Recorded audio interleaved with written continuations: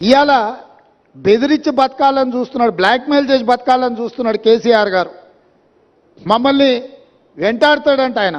అయ్యా రా, మంచిది, మేమేం అల్లాటప్పగా ఏమి ఇక ఆ కుర్చీలో కూర్చోలే. ప్రజల దగ్గరికి వెళ్ళి ప్రజలు ఓట్లేసి ప్రజలు ఎన్నుకున్న ప్రభుత్వం అక్కడ ఉంది. నీలాక ఉద్యమ ముసుగులో మంది పిల్లలను చంపి మేము కుర్చీ ఎక్కలేదు. చచ్చిపోయిన కుటుంబాలను ఆదుకుంటూ మేము ఇవాళ ప్రభుత్వాన్ని ఏర్పాటు చేసినాము. ఏర్పాటు చేసిన ప్రభుత్వంలో మేము ప్రజలకు అవసరమైన నిర్ణయాలు తీసుకుంటున్నాము.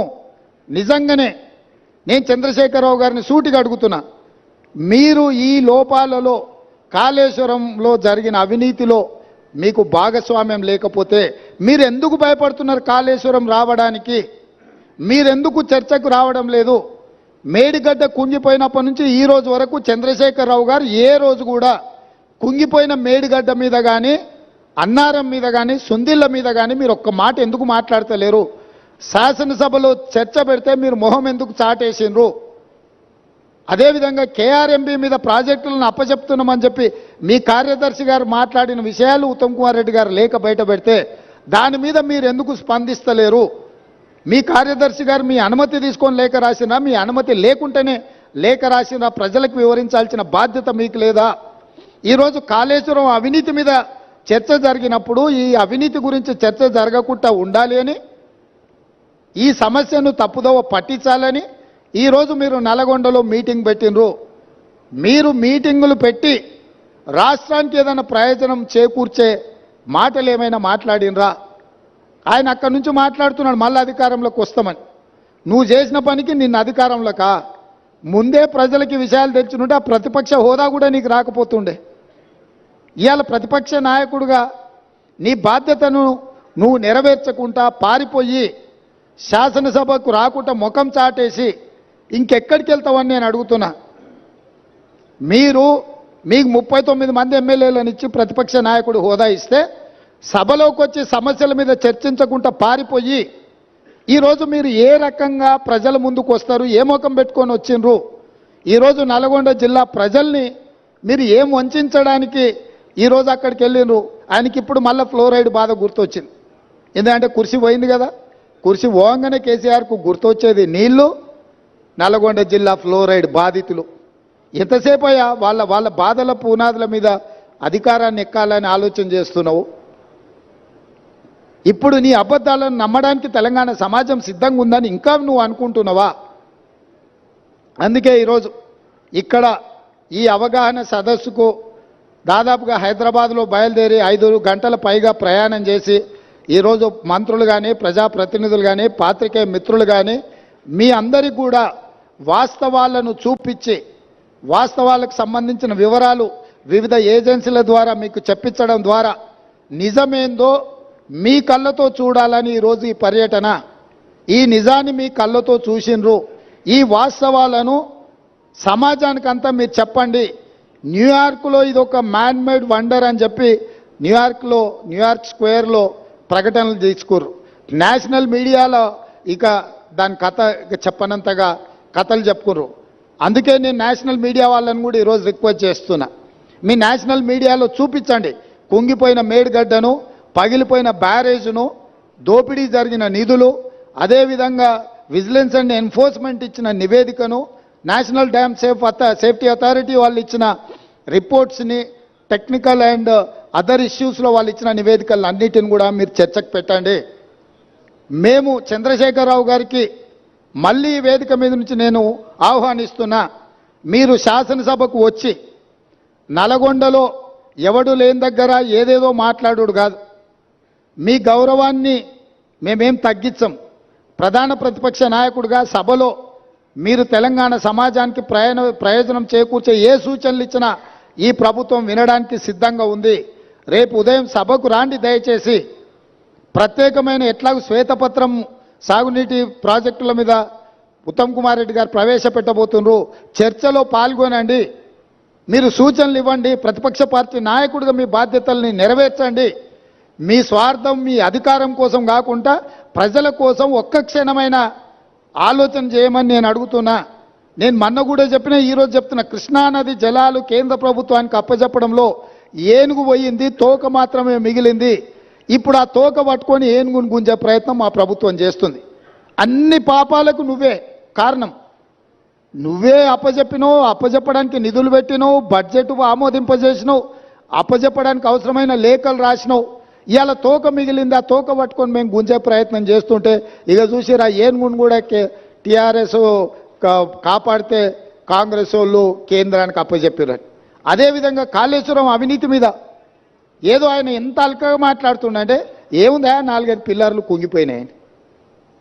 అంటే ఆయన ఎంత బాధ్యతారహితంగా మాట్లాడుతుండు. ఈ తప్పిదాలల్లా ఆయనకు భాగస్వామ్యం లేకపోతే ఇంత అల్కగా మాట్లాడతాడా? ప్రతిపక్ష నాయకుడిగా ఇదేనా మీ వ్యవహారము? ఇవాళ నీళ్లు నింపలేదు కాబట్టి మిగిలినాయి. నీళ్లు నింపితే అది ఉంటుందా, ఊడుతుందా, ఏమైద్దో తెలుస్తుంది.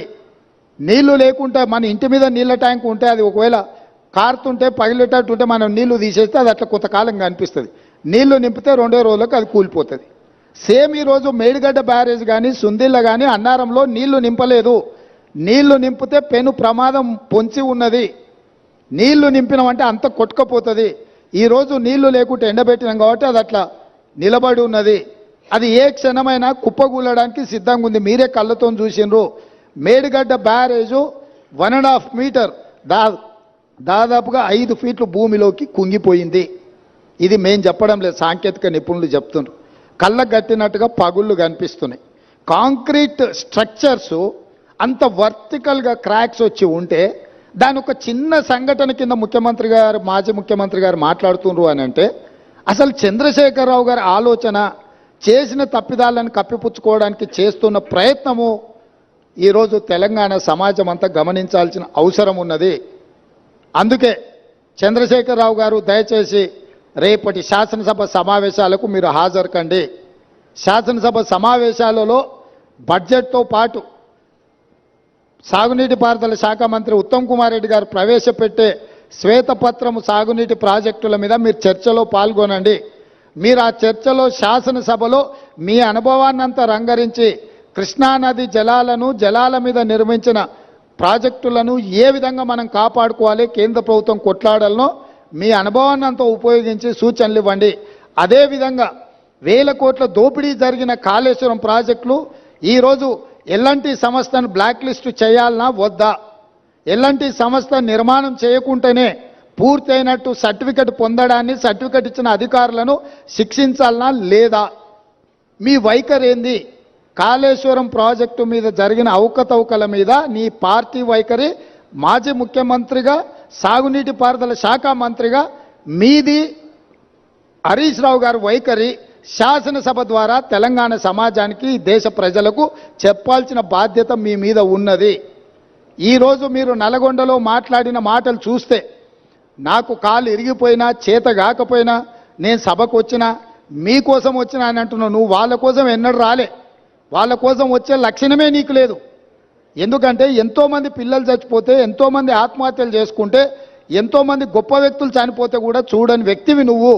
ఈరోజు నీ కుర్సీ పోయింది కాబట్టి ఆ కుర్సీని ఎత్తుక్కుంటా మళ్ళీ నల్గొండకి వెళ్ళావు. ఎందుకంటే ఖమ్మము, నల్గొండ, మహబూబ్నగర్లో 36 సీట్లు ఉన్నాయి. ఖమ్మంలో 10, నల్గొండలో 12, మహబూబ్నగర్లో 14. ఖమ్మంలో 1 సీటు గెలిచాడు, నల్గొండ 1 సీటు గెలిచాడు, మహబూబ్నగర్లో 2 సీట్లు గెలిచాడు. 36 సీట్లల్లో ఈ మొనగానికి వచ్చినాయి 4 సీట్లు. రేపు పార్లమెంట్లో పూర్తిగా కాంగ్రెస్ పార్టీ గెలవడానికి అవకాశం ఉంది కాబట్టి ఏదో రకంగా సానుభూతి పొందైనా నాకు కాలు లేదు, నేను అవుటివాడిని, నేను నడవలేకపోతున్నా అని అడుక్కోవడానికి, ఓట్లు అడుక్కోవడానికి వేసిన ఎత్తుగడ. ఈరోజు నువ్వు నల్గొండ జిల్లాకు నీ పట్ల సానుభూతి చూపించారు చంద్రశేఖరరావు. ఎందుకనంటే నువ్వు పచ్చిగా పట్టుబడ్డావు అవినీతి పరుడుగా. ఈ తెలంగాణను దోసుకున్నావు కాబట్టి నిన్న కుర్చీలకి వెళ్ళి దించిండ్రు. దించి 60 రోజులు కూడా కాలేదు, అప్పుడే అడుక్కునే పని మొదలుపెట్టిన అవతారం మార్చి. ఇప్పుడు ఎక్స్ట్రా ఏమొచ్చిందంటే వీల్ చైర్ వచ్చింది. ఒకప్పుడేమో మంచంలో వండుకున్నాడు నిజాం హాస్పిటల్లో, దాంతో సానుభూతి పొందిండు. ఆ కథ 10 ఏళ్ళు అక్కడికి వచ్చింది ఆయనకు. ఇప్పుడు ఆ కథ పోయింది కాబట్టి వీల్ చైర్కి వచ్చిండు. నల్గొండకు పోగలిగినోనివి గా పక్కలో ఉన్న కూతవేటి దూరంలో ఉన్న శాసనసభకు రాలేవా? ఎందుకు వస్తలేవు? బండారం బయటపడుతుందనా, లేకపోతే పచ్చిగా పట్టుబడి నీ దోపిడీ ప్రజలకంత అర్థమవుతుందనా? ఆయన ఏదో మమ్మల్ని భయపెట్టాలని చూస్తుండు. భయపడనని ప్రగల్భాలు వాడుతూ భయపడకు రా సభకు రా. ఎవరైతే అంటారు నిన్ను సభలో వచ్చి మాట్లాడు. నేను స్పీకర్ గారికి విజ్ఞప్తి చేసిన చంద్రశేఖరరావు గారు వస్తే ఎంతసేపు మాట్లాడతాడో అధ్యక్ష మీరు మైక్ ఇవ్వండి, వారి అనుభవం అంతా ఉపయోగించి ఏం మాట్లాడతారో మాట్లాడండి. మేము కూడా విజ్ఞప్తి చేసినాం స్పీకర్ గారికి. స్పీకర్ గారు కూడా మీకు స్వేచ్ఛగా మీ పార్టీకి మైక్ ఇస్తున్నాడు, ఎక్కడ మీ మైక్ కూడా కట్ చేయలేదు.